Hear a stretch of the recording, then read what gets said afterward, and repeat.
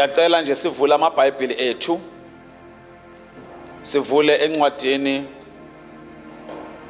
2 Kings. Hallelujah, chapter 2. So funda nje from verse 1. It is a story that we are all familiar with. The story of Elijah when he was taken to heaven. 2 Kings chapter 2. Then I will read. The topic of this chapter is Elijah ascends to heaven. And it came to pass when the Lord was about to take Elijah into heaven by a whirlwind, that Elijah went with Elisha from Gilgal. Singathi sonke Gilgal. I want us to know that. Please, Gilgal. Verse 2. Then Elijah said to Elisha, "Stay here, please, for the Lord has sent me to Bethel." Let us all say Bethel. But Elisha said, "As the Lord lives, and as your soul lives, I will not leave you." So they went down to Bethel. Verse 3. Now the sons of the prophets who were at Bethel came out to Elisha and said to him, "Do you know that the Lord will take away your master from over you today?" And he said, "Yes, I know. Keep silent."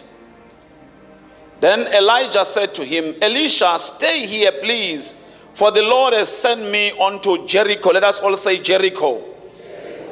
But he said, "As the Lord lives and as your soul lives, I will not leave you."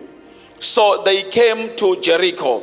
Now the sons of the prophets who were at Jericho came to Elisha and said to him, "Do you know that the Lord will take your master from over you today?"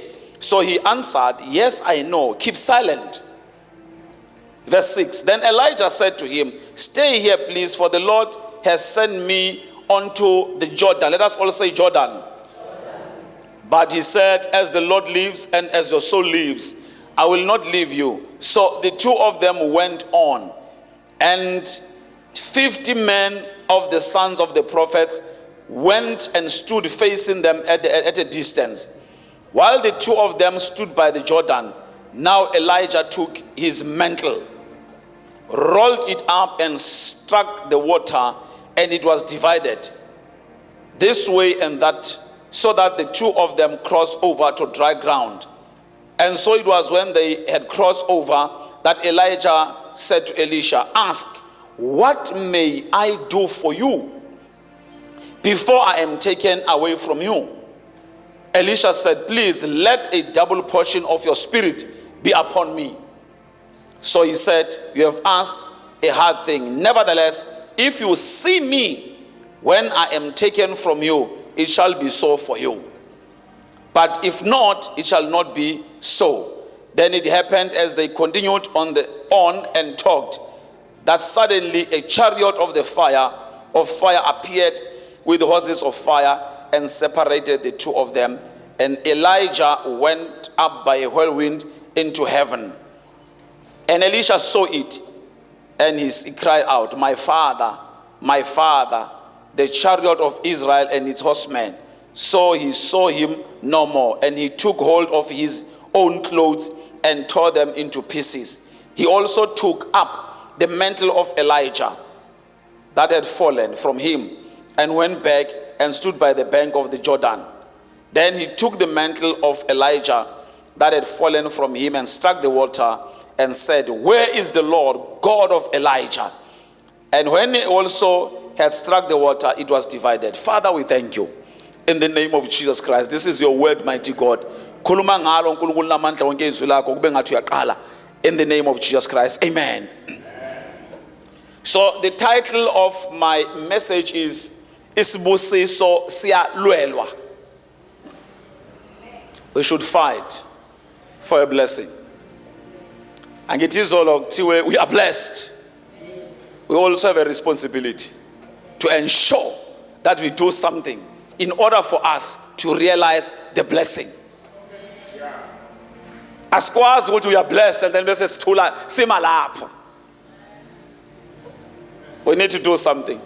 Yes, indeed, we are blessed, coming in and going out. Everything that we touch, it turns into gold. But we also need to do something. Akusho kodwa ukuthi siyasithenga, sasinikwa mahala. Kodwa kufanele kube khona engikwenzayo to realize this blessing. Ngeke ngithuke inhlamba ngalana ngithi ngibusisiwe. Hallelujah. Now indaba. Elijah is about to be taken to heaven. But lamadoda hamba omabili is Elijah and Elisha. Ngathi mina uElijah ungubaba, uElisha. Hallelujah. Khona into kufanele yenzeke uma befika eJordan. Kukhona igaba abayihambile. Kuyigaba ekufanele zihanjwe thina njengabazalwane ukuze lesisibusiso esilapha eJordan sikwazi ukusirealize ukuthi indeed esethu. But we need to go through certain stages sokukholwa kwethu. Hallelujah. But now kukhona indawo ezu4. It is the Gilgal, Bethel, Jericho and Jordan. Hallelujah. Abahambe kuzona. Ngiye ngathatha isikhathi ngafuna ukubuka iJericho.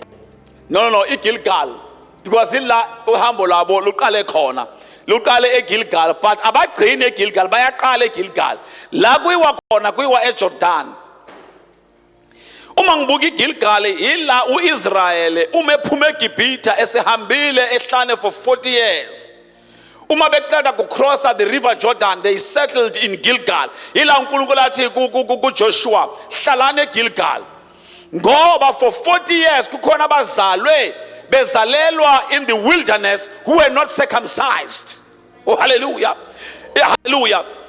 So wathi abakwazi ukungena kwi-promised land without the circumcision. Remember ngithe isibusiso siyalwelwa. Oh, hallelujah. Wabahlalisa eGilgal wabacircumcise. So ngingathi indaba yaseGilgal indawo of the covenant, because uNkulunkulu uthi ngeke ngihambe nabantu who are not in my covenant. Ngeke bakwazi ukinherita the promised land ngingeke kwi-covenant nabo. So iGilgal kila kufanele kuchitheke khona igazi bangene kwi-covenant. Hallelujah. Igazi lichitheka ngaphandle kweCanaan, the promised land. Abakangeni. Hallelujah. uJesu mebethelwa wabethelwa ngaphandle out of Jerusalem ukuze sikwazi ukufakwa. Akabethelwa ngaphakathi, wabethelwa ngaphandle. IBhayibheli wabethelwa in a hill outside Jerusalem ebizwa ngeGolgotha, a place of skull. Ila wabethelwa khona. La chitheka igazi wasifaka sangena kwi-covenant naye. Laqala uhambo alingeke liqale uhambo ungekho kwi-covenant. In other words, you can never access a blessing outside of the covenant of the blood of Jesus. That is step number 1. Singakusho sithi you are blessed. Now ukusho ukuthi you are blessed. If you are outside of the covenant, you will never realize the blessing that you are talking about.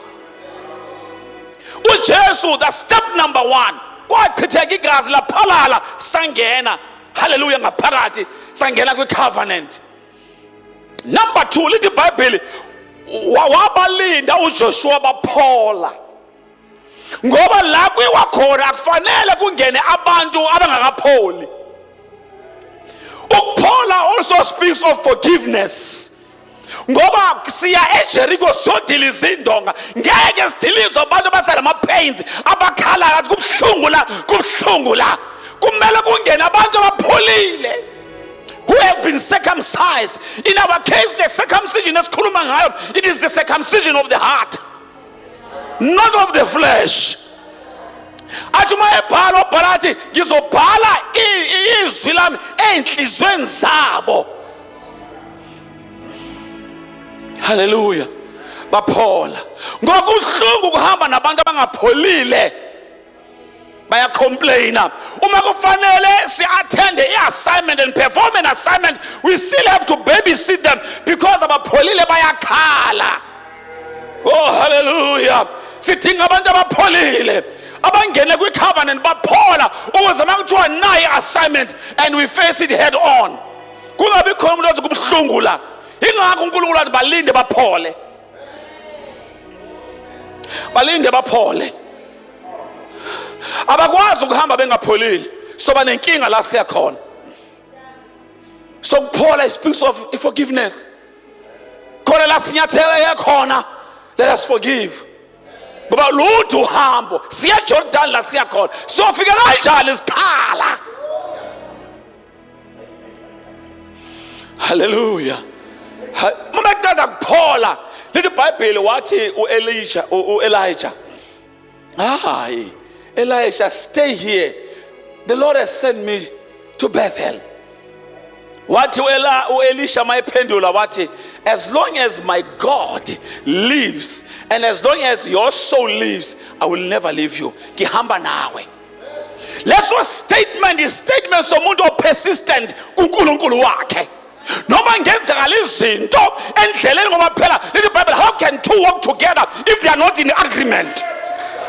Kuhamba abantu ababili abakwi agreement. So akekho osalayo because we understand that we are in a covenant and we agree. So if you say you leave me here, angihambi. That is so khona verse elithi, fear not for I am with you. I will never leave you nor forsake you. Ngizohlezi nginawe. That's why Elisha wathi angihambi. Angisali ngihamba nawe. Funakala amakholo asho njalo athi uNkulunkulu sihamba nawe kunzima sihamba nawe lina sihamba nawe libalele sihamba nawe because we understand sifuna isibusiso siyalwelwa omiyeka wathula kwiWebethel kwaqhamuka abaprofeti 50 prophets. Bathi ku-Elisha, hey, uyazi ukuthi your master is living today. Wathi u-Elisha, yes, I know. Keep quiet. Ngoba abaprofeti laba ngathi mina bamele isitha esizokudistracta kulolu hambo lwesibusiso sakho. Uze sifike kufuneka wazi ukuthi sizolwiswa ukuze ungasitholi. Khona abaningi bethu abangasithola ngasesifikile sesila ngoba ba entertain other voices emaceleni. So those prophets, they represent other voices, not the voice of God. As ama voice azo discourage, uyazi yini ukuthi uyahamba. What? Yes, I know, but keep quiet. Sometimes kukhona moshita la mahaya uNkulunkulu akhethela indawo akhethele the local church. Oh hallelujah. Ube busy usuhambweni ulalele the false prophets, ulalele other voices kanti azo distract ukuthi lento kufanele uyithole la ukhona ugcina ungayitholanga. Aya ignorwa ama voices. Ignore them. You entertain them. Lizohlwa ngeke ufike ngisho naseJericho. Ngwalutho uhamba suke eGilgal kwiWebethel. Asikafiki ngisho naseJericho.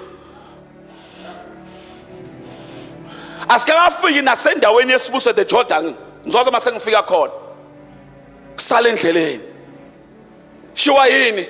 You are entertainer other voices that you were not supposed to entertain. Baye Bethel, mabe fike Bethel. Ngoba khona into ekithi ake ngibuke iBethel. Lisho uthini leli gama elithi Bethel? Leli gama elithi Bethel, it means house of God. House of God to me or to us today can also speak of a local church. The house of God. Kwenzakalana eBethel? Yila uJacob uIsrael umesuka kubo ethunywe uma wakathi hamba uye kuma umalume wakho uyafuna unkosikazi, uma esendleleni wakhathala walala wathatha itshe waqamela phezu kwetshe.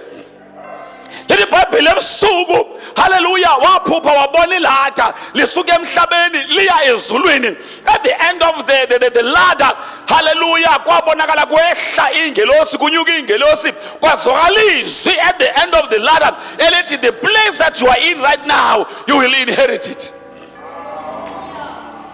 In other words, uma sihamba noNkulunkulu sikuyi agreement noNkulunkulu, you come to a place la uzohlangana khona netshe. Leli Bhayibheli, the stone that the builders have rejected, it has turned to become a chief cornerstone. Oh hallelujah, ngeke uluhambe lolu hambo ungahlangananga nedwala. Leli Bhayibheli hallelujah, dwala lela khipha amanzi ehlane elihamba noIsrael lalinguJesu Kristu qobo. Ngeke uluhambe lolu hambo ungahlangananga noJesu.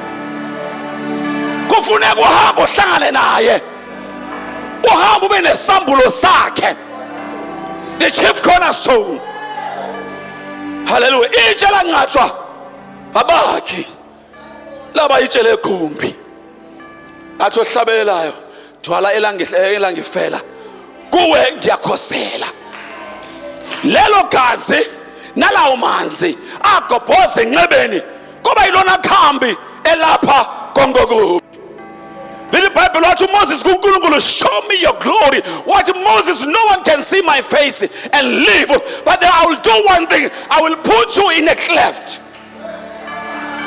Uze umusedwaleni uzokwazi ukubona umhlane wami ongenani. Ngeke umbone uNkulunkulu ngeke osedwaleni. Ayikho irevelation ozoba nayo uJesu engekho.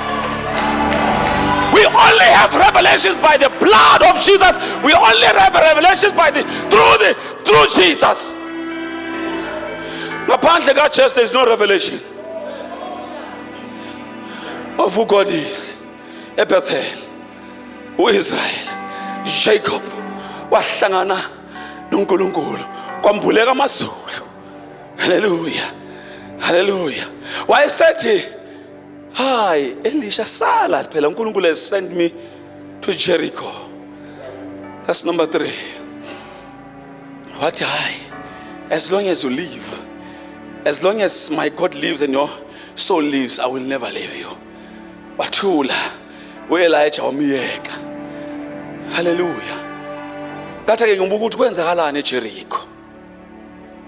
Number 1 ila kwadileka khona indonga. Ngoba kule ndlela esihambayo kuyahambe kube khona ama obstacles. Ena mama saya.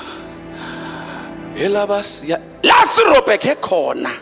Sirobheke kuthini sibusekile sawaphika ama obstacles. Kanda khona. Ama obstacles siwona azosimachora. They will push us to pray more.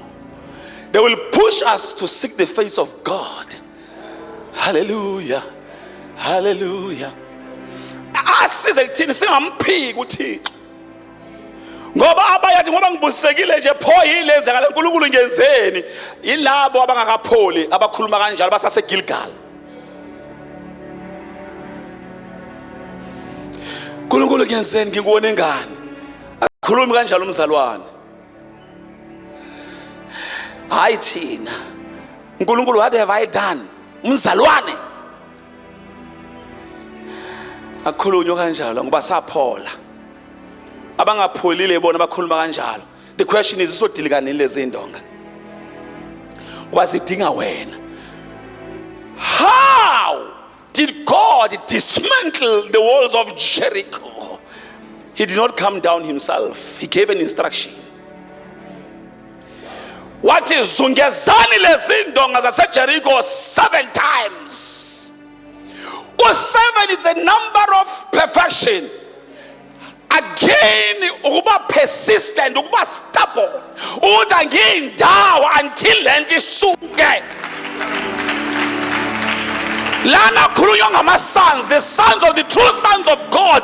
Yibona abenze njalo. Elijah upon the mountain of Carmel wathumela inceku yakhe yakhe. Wathi Gehazi hamba obheka. Esefuna lini izulu. Wathi angiboni lutho. First time. Wathi buyela. Angiboni lutho second time. Kwathi kulesi sigaba sesikhombisa wathi ngibona ifu elincane elingangesibhakela. Wayesethi ikona ke lokho hamba otshela uNkosi wahamba. Ahambe agijime ngoba ngizwa umsindo wemvula enkulu. Ngeke uzwe ungazange uthandaze 7 times. Uziwa abantu who are persistent in prayer. Aba understand kahle ukuthi angeke enze lutho. Usakhaliswa nje ukuthi ngizungeze kathathu. Iproblem isandela abazalwane abathanda isibusiso kodwa ngaba abangafuni ukusebenza. It's a continuation of yesterday's message. Yina mama saya. Lebra sita la mandele bosaya. Abakhathala Eli, akhathalwa kulendlela, akhathalwa kulendlela. Uzusibona isibusi nasi isibusiso. Sesifikile uqhubeke nohambo. Uthi uNkulunkulu ngiyabonga. Ebeneza uhambe nathi kwaze kwaba la. Ngiyabonga nasi ngisiphethe second assignment. Same process. Same process. Same process. La emhlabeni everything has got a process. Ngeke uyithola ungayilandelanga iprocess. Noma ushada there's a process. Ngeke umkhombe nje ukuthi ungowami. Sabona nawe usuhamba naye hayi lutho process. Hallelujah. Hallelujah. Hallelujah. Noma ungapheka isitambo process. I-process ngiyithanda ngento noma usulambe kangakanani ungakhala uzuyithaqaze phansi process ngoba uzodla ukudla okuhlaza. Sandelwe abantu abathanda izinkwa ezabona uJesu athi nina ningifuni izinkwa nini. Abafuni kumlandela abantu bafuna isibusiso. Inama uyalandelwa. Funeka umlandele bese uthi I am blessed. Umlandele uthi I am blessed. Uthi angizuhlukana nawe I am blessed. Oh hallelujah I am blessed. Angindawo I am blessed. Yenderebosaya. Inama mama yande. Uyalandelwa. Wazi wathi kubafundi bake ninani thini? Wakhala uPeter wathi Nkosi uma singasuka kuwe singayaphi.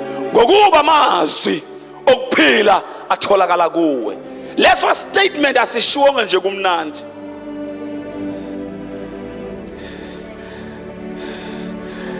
Inkinga kwakwezinga abantu befuna izinga bengamfuni uJesu. Inkinga kwakwezinga befuna izinga bengamfuni yena. Wathi ngiyanibona nini. uPeter wathi hayi Nkosi ayikho akukho la singaya khona. Ngoba amazwi okuphila ala kuwe. Ake sibone uliziwe kanjani indonga wathi uNkulunkulu akuhambe abadumisi phambili. Order. Abalandela abapriest abaphethe umphongolo. Order. Kube khona I-distance between the priest and the people. Order, and then you march 7 times. So it speaks of worship. Awukwazi ukuhamba naye uNkulunkulu ungakwazi umworshipha. Awukwazi ukuhamba naye wena njalo moya kuye uyacela uNkulunkulu ngiyacela uNkulunkulu ngiyacela bekungacelwa eJericho kwakuworshipwa. It was worship. Bekhala belala bathi rikhala papa bathi uNkulunkulu ngcwele indwele zakho zimhlophe njengoboya bezimvu amehlo akho ngamalanga abomlilo ubuso bakho bunjengelanga wena uNkulunkulu uphakeme Father of all spirits wena uNkulunkulu who is sitting above the cherubim kulamandla above you there are seraphims each with 6 wings.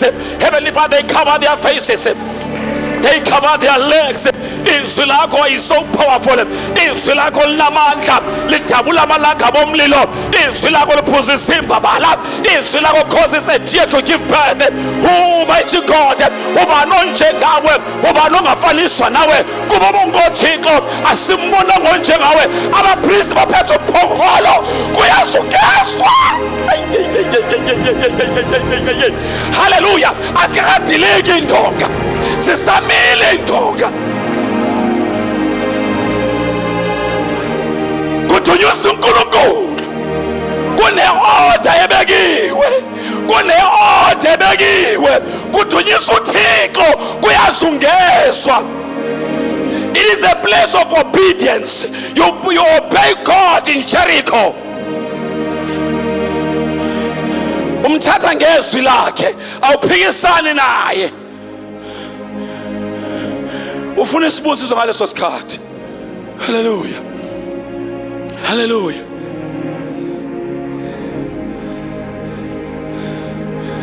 Ithi lento, even in the local church, sinekiziwe abaholi bayeke bahambe phambili, abaphethe umphongolo, abaphethe umphongolo kaJehova. They know the way. Asiyazi thina indlela, bayeke bahambe phambili. There must be a distance between them and us. Singahambe nabo, size sibe nalento ukuthi it's a familiar spirit yokujwayela ukusondela kubo. It is very dangerous. Mafuna ukudiliza indonga. Give them space. Follow them from afar. Follow them from afar. They know the way. Allow them to lead you. At Jericho, we obey. Obedience. They say obedience is better than sacrifice. If you want to win, obey. Without obedience, no more sacrifice. We obey in Jericho. Bazungeza 7 times uNkulunkulu wathi, yabona, on the 7th time ngifuna nizungeza again ka7. Lapho kutestwa ifaith yomuntu. Kukhona abantu abake bathandaza kanye athi uNkulunkulu angiboni lutho. Athi kunini ngifasa ngithandaza kwenzeki lutho.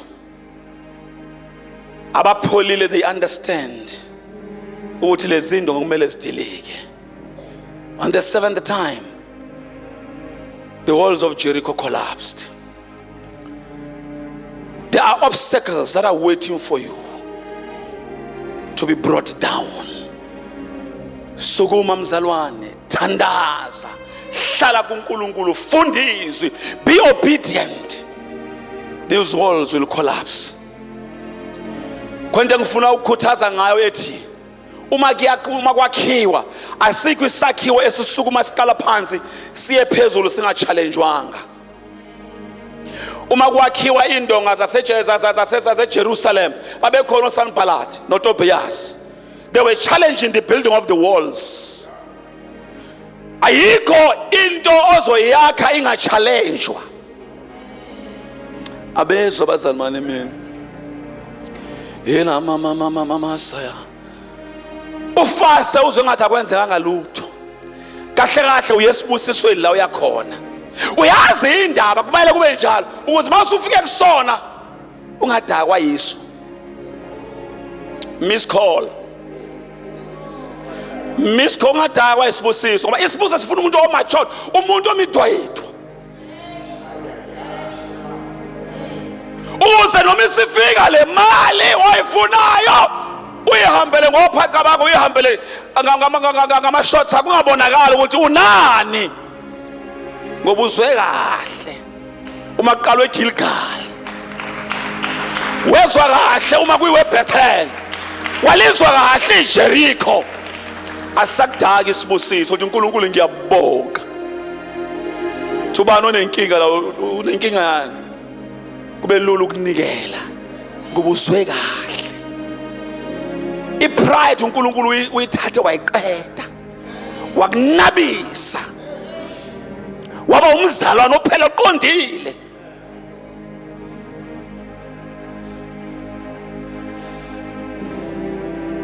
Sibusiso siyasetshenzela bakwethu.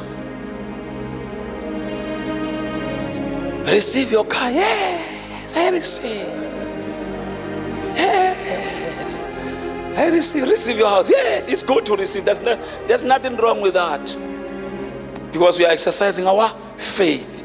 After we have exercised our faith, having received by faith, there's a process.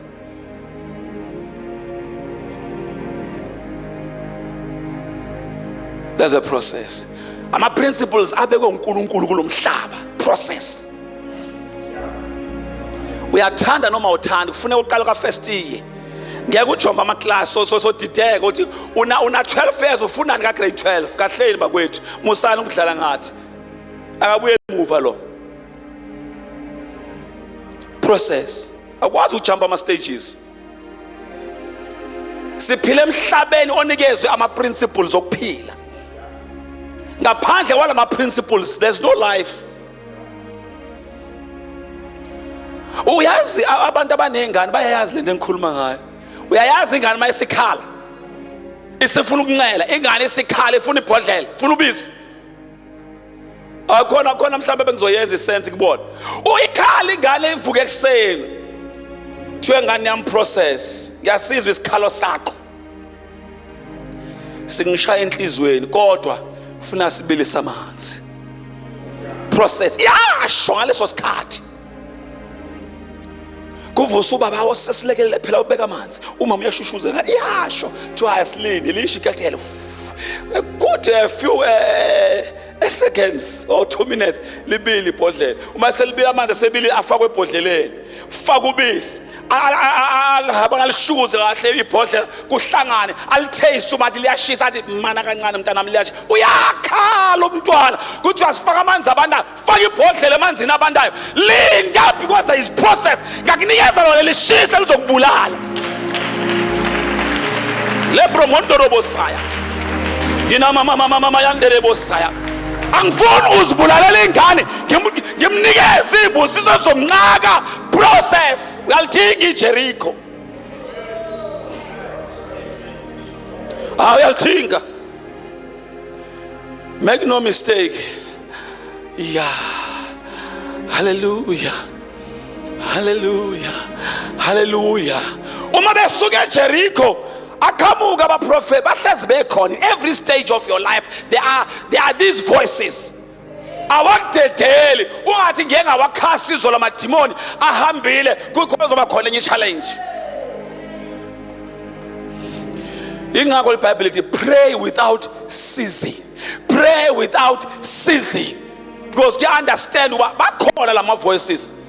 Uma sekusukwa eJericho sekuyiwa manje eJordan lithi iBhayibheli bavela abaprofeti bathi hayi uyazi Elisha ukuthi ubaba wakho uyahamba wathi yes I know wathi keep quiet shut up I know bahamba baya eJordan. Uma sengibuka indaba yaseJordan lithi iBhayibheli uElijah wa demonstrate amandla uNkulunkulu amnikeze wona, the anointing upon his life. uElisha is watching.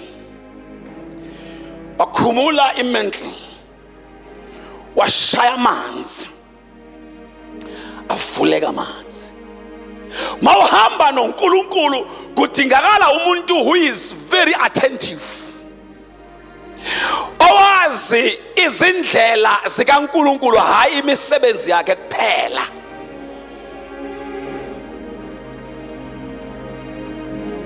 Be attentive. Even in the local church akube attentive ukuthi ubaba uzenza kanjani izinto. Ungafiki nje kube ngathi hayi awazi ukuthi wenza bekuthiwana hayi angizwanga kahle yazi ngizwanga kahle. Kufanele ngiyolalela ku YouTube. Kufanele iqale inkonzo iziphume ubambe yonke into. Elisha wabuka washaya amanzi uElijah because now the mantle speaks of irresponsibility esuka komunye iye komunye. Oh, hallelujah. In other words, ngiyazibuza ukuthi le mantle uzoyithola kanjani uma ungayigadile. Endelebosaya. Kuyagadwa. Avuleka amanzi. Le mantle speaks of the anointing. Ayavuleka amanzi ngelinye ilanga ku Red Sea. uNkulunkulu wathi Moses uphethe wathi ngiphethe induku, wathi shaya amanzi ngenduku avuleka amanzi. Wawela uIsrael. Kwathiwa abapriest babekufika kweJordani uma bezongena before the Gilgal, kwathiwa abapriest abangene bame phakathi nendawo nomfula bephethe umphongolo, avuleka amanzi, bawela uIsrael. Bawela ngempela bafika ngaphesheya kwaseJordani. Wayesebuza ke manje uElijah, sengiyavala. Wathi kahle ufunani? Ufunani Elisha? Angilandela kangakile efunayo. Wathi I want the double portion of your anointing, the double portion of your spirit. Asibambeke lapho. Akekho umuntu ozalwa engekho anointed. We are all anointed. Funa ibambe. We are all blessed. Unaso isibusiso sakho. But kukhona enye into edingayo that is more than what you have. Uze kuzovuleka ezinye zezinto. Ngolwakho ugcobo ongakwazi ukufikela kuso. Ngizwe kahle ucotshiwe. But there is a higher anointing that you need. Endarabasiya. Kuthi angifakazi. Angizungena ku detail. uNkulunkulu khona ezinye zezinto ukunikeza ubaba. Sike sahlala phansi saxoka naye. Kanti kukhona ezinye zezinto engizazile ngawe baba ungangitshelanga. Eyakhe inhliziyo ngiyazi ungangitshelanga. Abezwe bazalwane. God revealed it to me. Ukuthi ubani lokuwe. Oh, hallelujah. Kukhona eminye imikhulezo engazange ngize ngicele kena ayenza ngavulelwa. Oh, hallelujah. Umoya wangambulela imfihlo yamaprayers ayenzile ngibhekene nendonga zaseJericho. Urakhalamanda rabasaya. Ebrositha lamanda. Empilweni yakho yayidinga i-anointing yomzali. There are things even nasekhaya la uzalwa khona okudingakala i-voice kababa, i-voice kama makhuluma yena kuyavuleka.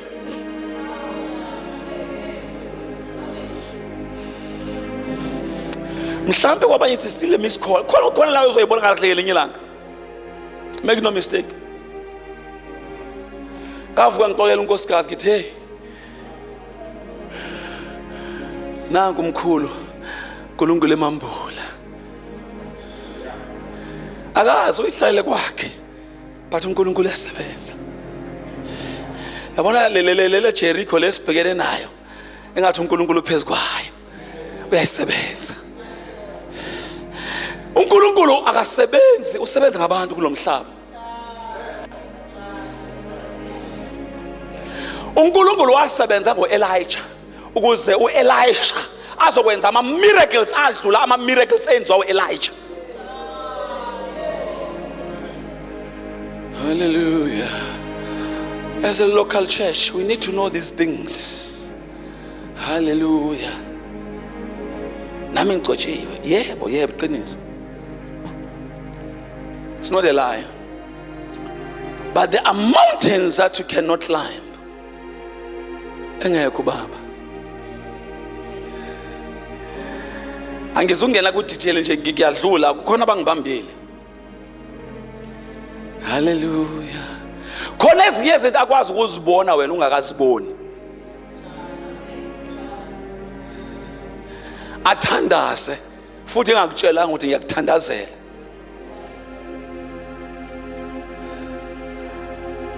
Ungathi mangakamzwange kubeka izandla ukuthi akakuthandazele. Hey, manxele. It's not about you seeing him laying hands on you. It's about knowing. It's about knowing. That knowledge alone is enough. uNkulunkulu ukubeka uyakulocate akubeka kwenye indawo kanti ufuna ukulungisa izinto zakho.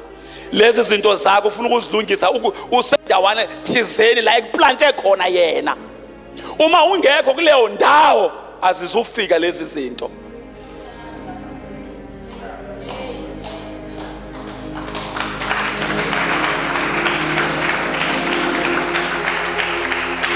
It is not a mistake that you are here.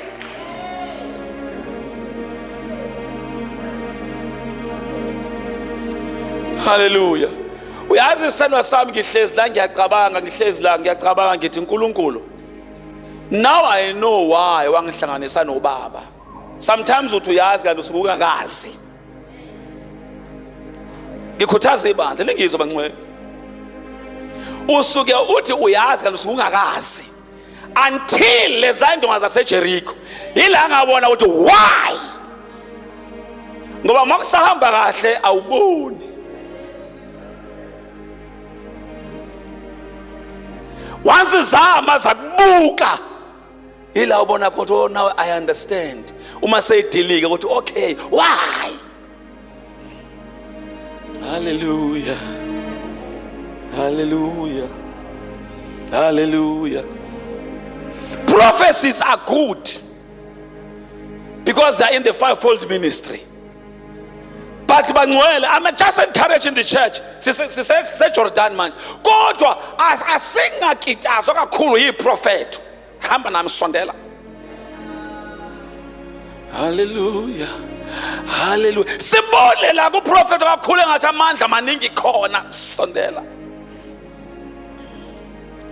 Ngithi kuwe amandla maningi la eCCC.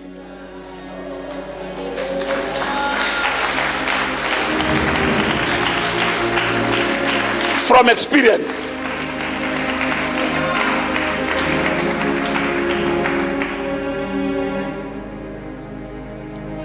Funa nje ungakhohlwa, ngicela ungakhohlwa lokho. Uma esethi ngifuna i-double portion of your anointing. Funa kumbheke uNkulunkulu, uthi uNkulunkulu ngiyayifuna lento, ngiyayifuna lento. Ngiyayifuna lento nayo ngiyayifuna. Baba ngiyayifuna lento nayo. Ngiyayifuna lento nayo because ngiyayibona ukuthi iyasebenza. Wathi kulungile, ungigade. Once wangibona ngihlwithwa uzoyithola. So in other words, awukwazi ukudlala and yet ufuna isibusiso. Awukwazi unganaki kanti ufuna isibusiso. Ngoba ngithema ngiqala ngathi isibusiso siyalwelwa. Hallelujah. Hallelujah. Kufana nasekhaya. Uyabona ekhaya abantwana ungaba nabo babe u4. Kodwa uyababuka abantu kukhona lengane esuke igade umzali. Iyamazi ukuthi ulambile, udla ngasiphi isikhathi, iyazi ukuthi udingani. Uma kumenyeza kuqhamuka yona qala. Why? Because lona wa alert. Unikeza abazali iattention. Umzali akazenzi noma esefuna ukuthi anikeze lona omunye mhlawumbe oyenza kahle esikoleni, but iproblem angenza kahle esikoleni kodwa akanginiki lento engiyifunayo.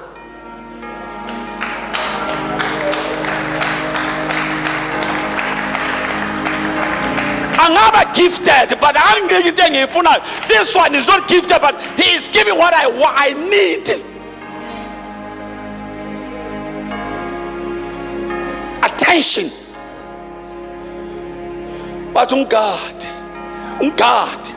impela wamgade uElisha aqhamuka inqole a chariot of fire yabahlukanisa yawe mental bamba imental mawusuhamba emhlabeni awina ezulwini.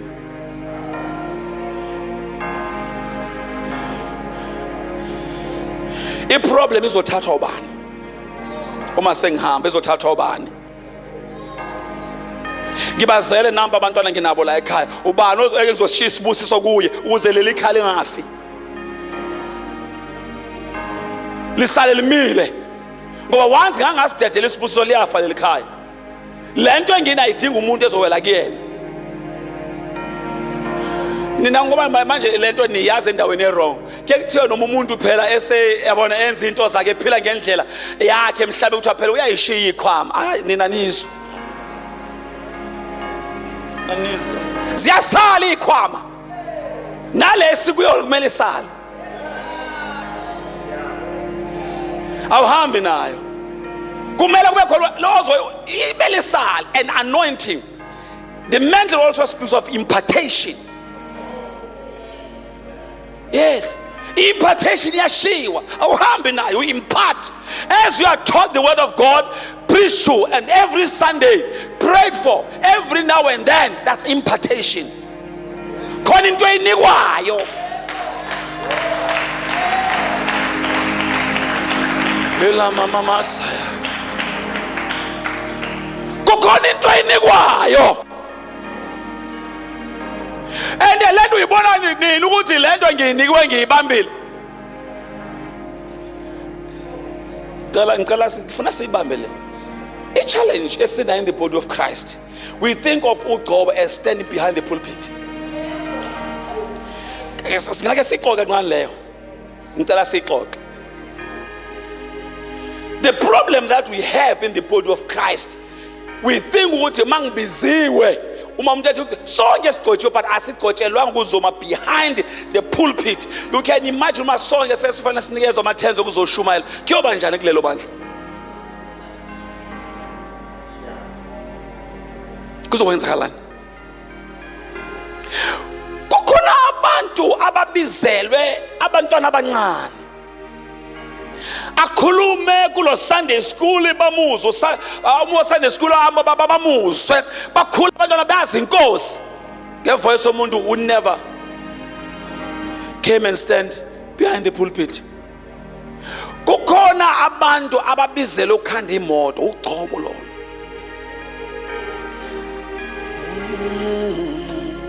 Khona abantu ababizela ukumotivate abanye emsebenzini maqhamuka wena nje usho amazwi amabili amathathu ukuthi wow, why you have been imparted manje lento uyayidlulisa.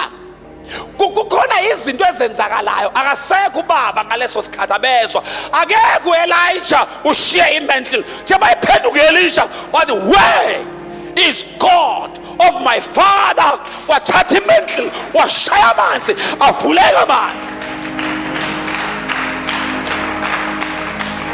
Kukhona imifula yaseJordan kufanele uyivule.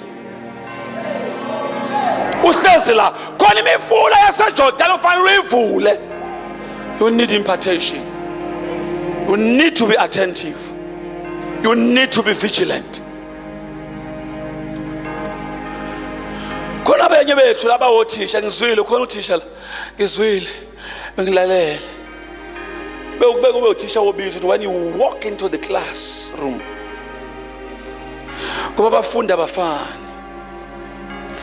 Kukhona beze esikoleni nje na batshelwe zagcwala indlebe ekhaya. Uzofunda nje usephuke umoya already. Kukhona abangena la eclassini umuntu akanayo into ogqoka. Akazi umele enze njani. Udinga someone on an impartation. Udinga someone on a mental uze mayema phambi kwakhe athi good morning class uma babheka abafundi ubezwa ngisho babingela ukuthi something is not right uma une discerning spirit. Yeah, uyababona uthi okay noma mhlawumbe abanye kodwa khona umbona ukuthi okay ngathi akhambi kahle ngapha esothi kancane ake sigebisa amakhanda sithandaze uthi baba egameni lika Jesu Christ waseNazaretha uNkulunkulu nampa labo abantwana ngibabeka phambi kobuso bakho awakayiqali lesson usa invite amazulu because kufanele kube khona lo mfula kumele uvuleke ukuze mawuthi 1 + 1 amuze ukuthi u2 ubizo lolo ubizo khona babizela ukujova abantu khona babizela odokotela ubizo. Hey basalwana ubizo ngoba ma operate umuntu anything can happen, but when you are called, when your hands are anointed, oh hallelujah, uma uthatha amaphilisi, medication, everything. Well, because we be you invite God, the author and the finisher, the manufacturer, hallelujah, of this person. With my God, give me the medication in the blood of Jesus. You inject a person who give a patient meditation. Lord dokotela uyasebenza, Lord dokotela uyasebenza, kanti kukhulunywa nomuntu who is full of impartation, umuntu who is full of the word, umuntu wazayo noNkulunkulu, ohamba noNkulunkulu.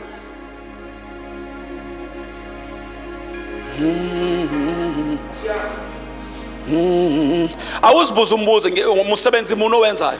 Just ask yourself a question. Hallelujah, you need God. Kulo msebenzi wakho wenza abantu, they need to see the power of God, the power of the gospel of Jesus Christ emsebenzini owenzayo. Kungama abantu ukuthi akuzo address abantu, kuqhamuka omunye nje athi uyakhuluma kuba ngumsindo, ungazi ukuthi kwenzeke baba ngumsindo, kuthiwa MC ngicela ungiprotect. Kuze kuzobizwa uMC azokuprotecta, kuqhamuka umntwana kaNkulunkulu, same audience. Athi ngiyanibingelela kuthuleke, esavula umlomo ngoba ugcwele ipresence kaNkulunkulu. Baze bazibuza abantu, angidingi protection kaMC, ngidinga protection yamazulu. Baze babuza ukuthi wenza ngani, uthi masiqeda la ngicela usondele kumele ngizokutshela ukuthi ngenza ngani, bese umtshela ngoJesu. Bazalwane, kukhona abantu ababizelwe ukuzowenza umehluko la besebenza khona, even abanye komasipala, ukuzokwenza umehluko, to change the lives of the people. Lento idinga ukuthi ube anointed, idinga ukuthi ube imparted. Ukuze uma wenza umsebenzi kube khona abantu ababuza ukuthi lento yahlula, akazi bangako meya no MMA babahlula lento for how many years, but wena kwenzekaleni ukuthi uze uyilungise kalula na kanje. When two walk together, how can two walk together if they do not agree? Elisha was told isibusiso sika baba wakhe, wabuya naso. Abaprofeti bebekhona ebusiswa bambuka, kufezeka ivesi elithi, you set a table before me in the presence of my enemies. As much bekhona bekudistracta, kodwa yabadinga mase kude kwetafula bayadingakala. Kuzoba yibona ofakazi bathi lento yakhe yasebenza le. Kwasho bona ngiqala bathi ugcobo luka Elijah liwele phezulu kuka Elisha. Kusho bona kade bemstoba bemhlupha, kwavuma bona kuqala bathi ugcobo luka Elijah liwele phezulu kwakhe, bembona eshaya amanzi, kuvuleka amanzi. Basazokuvuma ngeke itafula libe khona izitha zingekho. Bangcwele ake sishuma le gospel kaKristu, alibi khona itafula izitha zingekho. Ungakhali kaku nginezitha ngapha nangapha, ngicela imkhuleko, nginezitha ngapha nangapha, ngicela imkhuleko. Lalela, uyazidinga lezo zitha ngoba lezo zitha zizoletha itafula. Mazingeke itafula likho.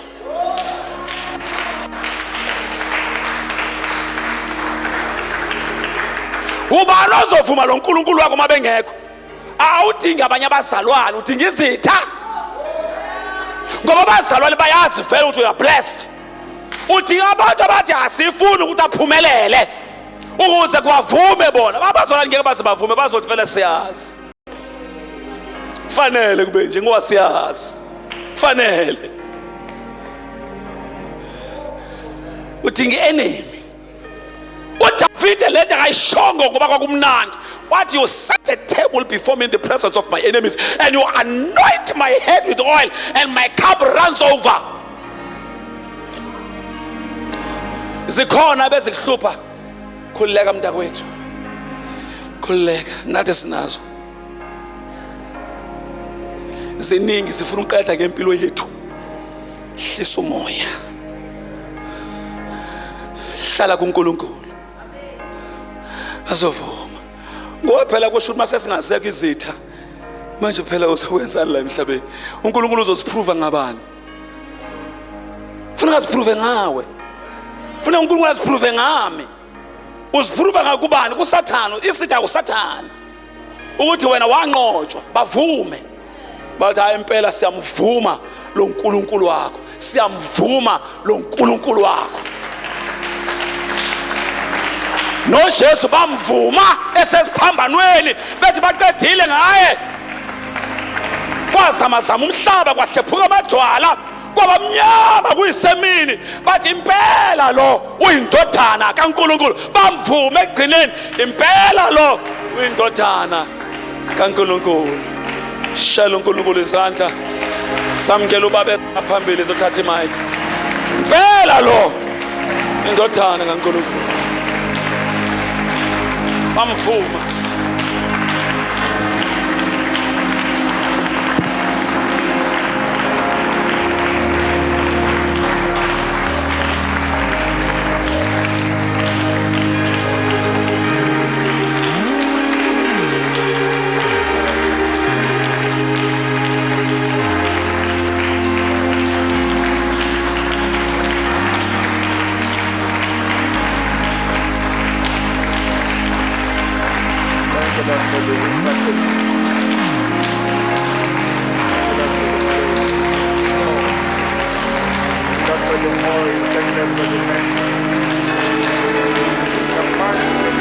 Yes, Lord.